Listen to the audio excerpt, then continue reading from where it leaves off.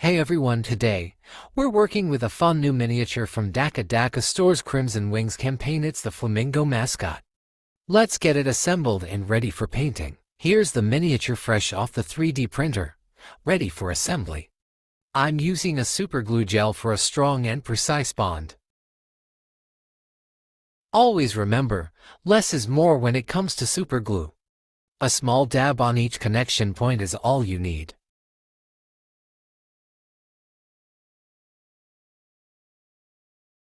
This is the point of the video where I ask you guys to subscribe and follow me on all of my social media. If I don't ask right now, you might leave the video before I get the chance to beg for some likes and comments.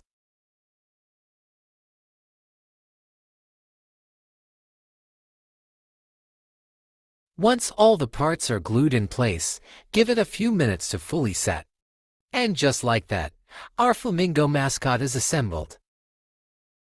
Next, we'll be priming the model to make sure it's ready for paint.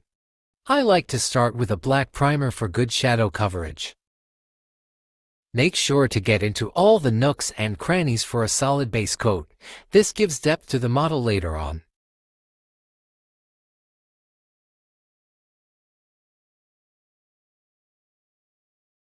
Once the black primer is dry, I follow it up with a light coat of white primer from above. This is a technique called zenithal priming. The white highlights the raised areas, creating a natural light effect. This makes painting easier and adds depth to the miniature without extra effort.